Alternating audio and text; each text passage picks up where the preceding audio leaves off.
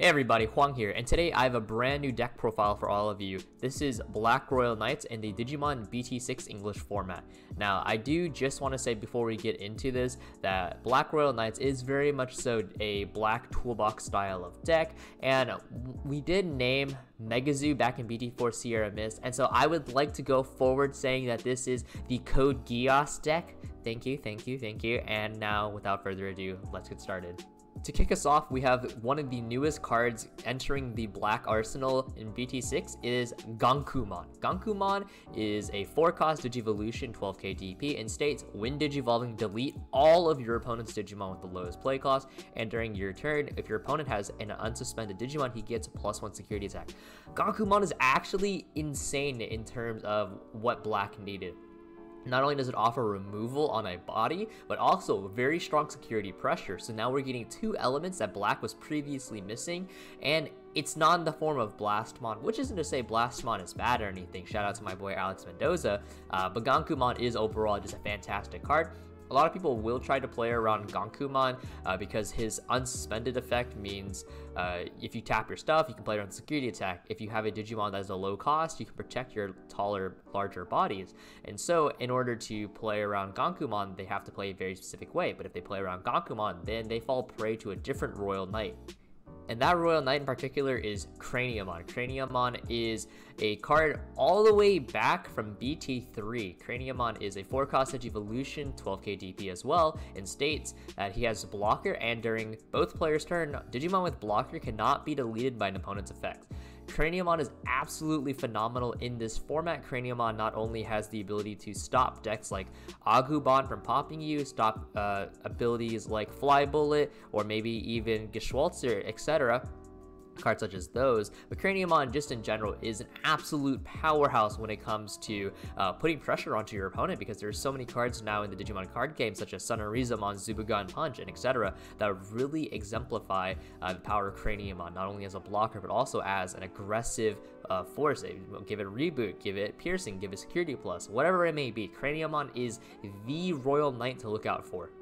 Now at this point, you are probably expecting some information on Alphamon, and I'm here to tell you, this is the real final boss, okay? It isn't Alphamon, it's Chikurimon. It is a literal Lego in the purest sense. It is Spider Shooter if Spider Shooter were good.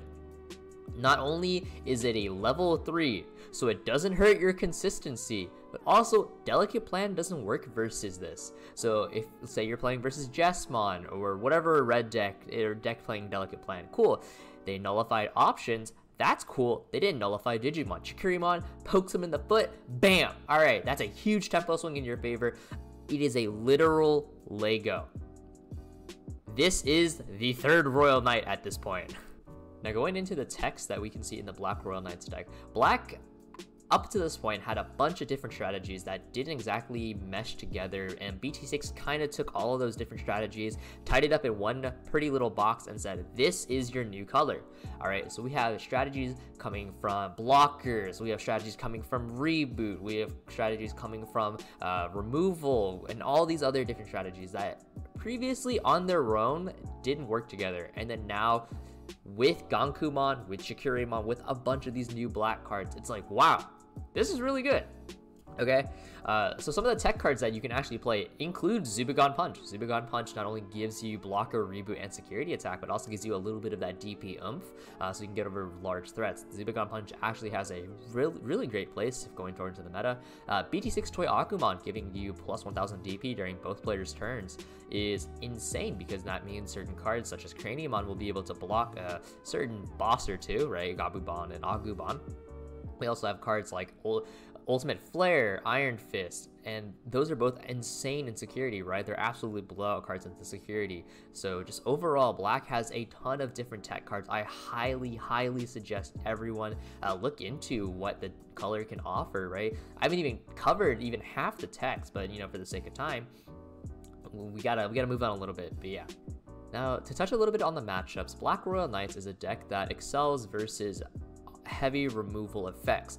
This can include decks such as Agumon, decks such as Musket, and decks such as Security Control if they don't have Wyvern's Breath, right? Craniumon is an absolute wall versus those decks because they have no way to get around it unless they have alternative means, aka Millenniumon, aka Wyvern's Breath, right? And so in these matchups, if you just sit on your Craniumon, you're generally in a very good position, and if they try to go wide or anything like that, you have really strong punish in the form of Gankumon, in the form of Ultimate Flair or Ironclad Fist, etc. And your hardest matchups will be Geassmon. Geassmon is by far your hardest matchup because Piercing plus Judgment Blade is absolutely insane to deal with, right? You're playing a blocker heavy deck, cool. Now Geassmon gets to target your blocker and still do damage. That just feels really bad overall. And it also has access to Delicate Plan, which means Ultimate Flare and Ironclad, or Iron Fisted Onslaught rather, will be offline in security, and so you really rely on Chikurumon to bail you out in that matchup. You can also just hope that they brick because, you know, it is Geassmon. And versus matchups like Gabumon, it depends on the variant, but you also are able to wall Gabumon because you're able to gain DP on their turn and it'd be a huge blocker that they can't bounce. And as long as you play around Rattlestar, you're in a really good position unless they have Kokaitis. Now to touch on this deck, I do want to state that there are a ton of different things that you could tech into Black Royal Knights that I may not have mentioned. Some ideas that you may want to consider: Megadramon, Black Metal Garurumon, Pile Volcamon, Machmon, etc. There's a whole heap of them, right? But I do want to try and keep this video within a reasonable amount of time, mostly because I just got out of work. So without further ado, let's get into that deck list, right? As far as our eggs go, we play the 4 Pagumon. Pagumon is by far the most impactful black egg as it is a generic, right? It doesn't rely on you being specifically reboot, specifically a blocker, specifically a level 7, right? It's just generic, it gets you an additional card. It's really nice overall. And then we do play the 1 Capuriamon. The reason we play Capuriamon is because, we're either gonna have blocker if you're on Craniumon, or you're gonna have reboot if you're on Toy Agumon, and generally you're more likely to have the reboot than you are gonna have blocker, as the reboot is more applicable to the rest of your 6s. And so as a result, we do play the 1 Capuriamon. The reason you have to play 5 is because you are playing black, so ultimately at the end of the day you are playing a more grind heavy deck, so you want to have that 5th egg to generate more long game. Coming up next in our level 3 slots, we do have the 4 Toy Agumon. Toy Agumon has absolutely insane value in this deck, giving Craniumon reboot, giving Gankumon reboot, and Alphamon reboot are all 3 fantastic choices. Craniumon is a blocker, so being able to swing and then go back to being a blocker. Gankumon with his +1 security attack, and Alphamon being able to regain the memory cost that he paid for himself, absolutely fantastic.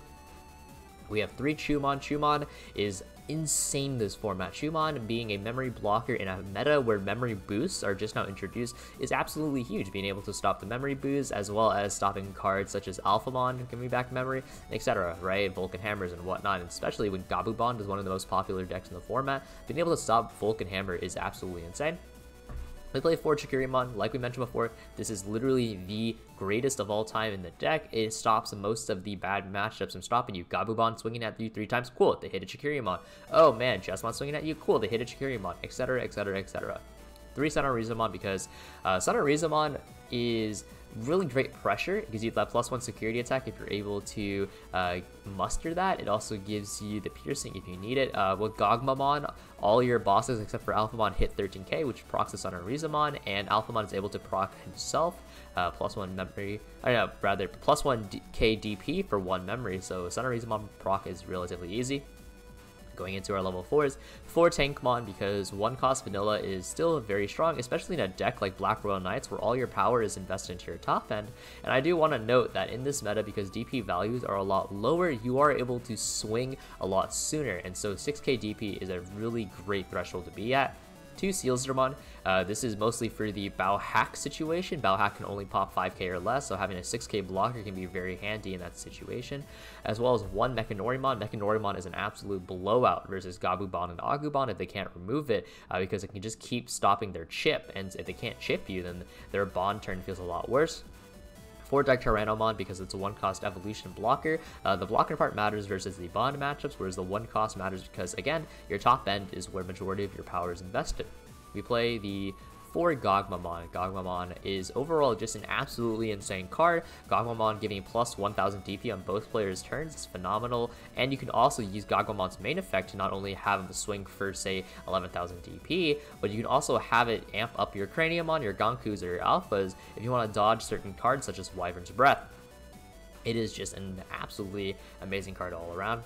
We play the 2 Warumanzemon. Warumanzemon is, again, 2-cost vanilla. It's a cheap slam if you need to. Being 6k means it also can be difficult to remove, and it can also swing back at Bond-style decks. Warumanzemon's 2-cost can be really efficient in tangent with the memory boost as well as the 1-cost evolutions.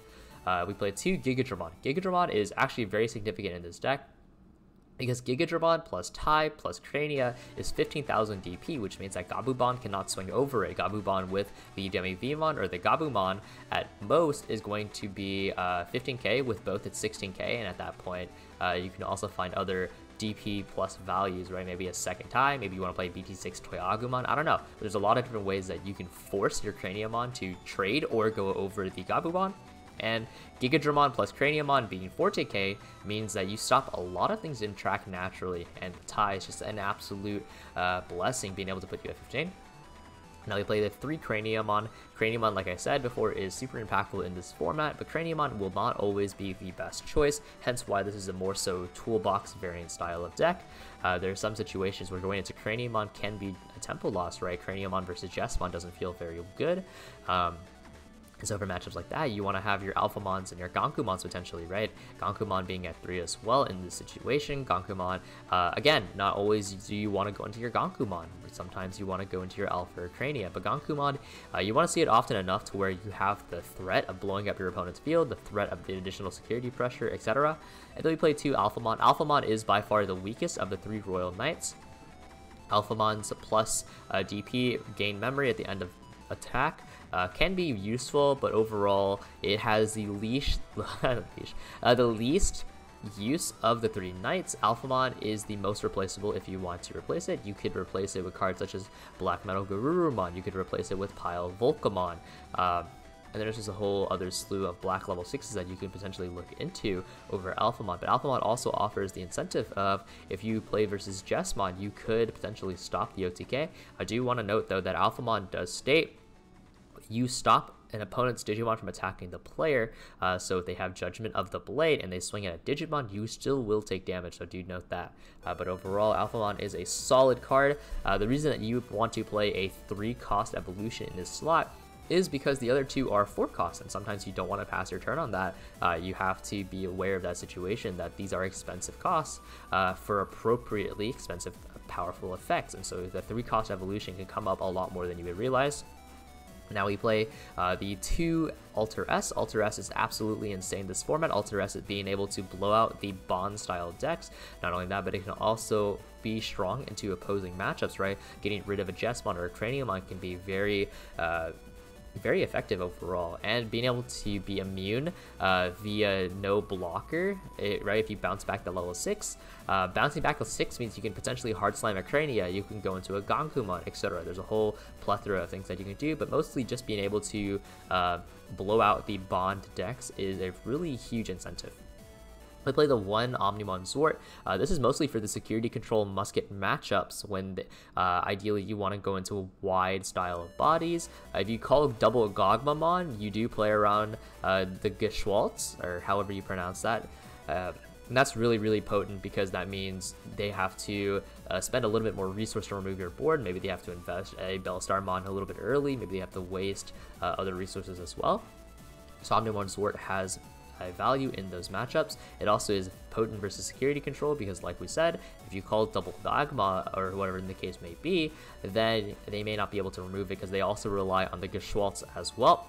You play the 2 Ultimate Flair, and now in this format, security is extremely impactful, because not only do you need to stop OTKs like Titamon or Gabumon or Geassmon, but you also have to take that into account yourself. So we play 2 Ultimate Flair. Ultimate Flair is an absolutely fantastic blowout versus Gabumon. You can also use this to blow out Geassmon, for example, because it will clear their Blanc as well as their Geassmon stack most likely, as well as Titamon potentially. And this can be Ironcladded Fist or Ironcladded Onslaught. that would be acceptable. But just in general, as long as you have some form of security bomb, you'd be in a relatively good spot.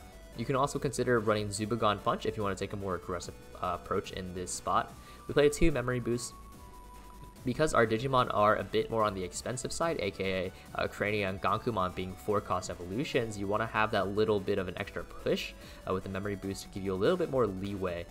It also gives you more consistency, so you can find the toolbox piece appropriate for the situation. And then we play the 2 tie, because like I mentioned before, tie plus Gigadramon plus Craniamon is 15,000 DP, which means you can block Gabumon, which is amazing in this upcoming format. We could argue Izzy, but I feel that the application that Tai brings to the table is a lot more potent in the BT6 format. Now, as far as your matchups go though, I wrote a little bit of a blurb. Versus bond style decks, you want to shut them out early with your blockers. You want to deny them that early chip, because otherwise their bond turns are going to be really scary. But for example, if you have Mechanorimon versus either or, then what are they really doing, right? Their bond turns get really bad because they have no previous chip, and maybe Craniamon plus Mechanorimon, that's an instant GG versus a lot of those decks. Like I pointed out, normal Agumon has very little to no outs versus Craniamon. Their only way to beat Craniamon is for them to tech in the Wyvern's Breath via Starmon, TK, or Pulsepon. A lot of people would just say, oh, just go wide versus Craniamon. Well, cool. Then you play into Gankumon or Ultimate Flair or Ultra S or whatever it may be. Even Mechanorimon, right? Mechanorimon is just an instant GG. Security control relies on Wyvern's Breath. Without Wyvern's Breath, Craniamon is just an unstoppable force. And like I mentioned before, versus Geassmon, Chikurimon is your best friend, because Delicate Plan does not stop Chikurimon, but Delicate Plan will stop your Ultimate Flare, your Ironclad Fists, and whatever it may be.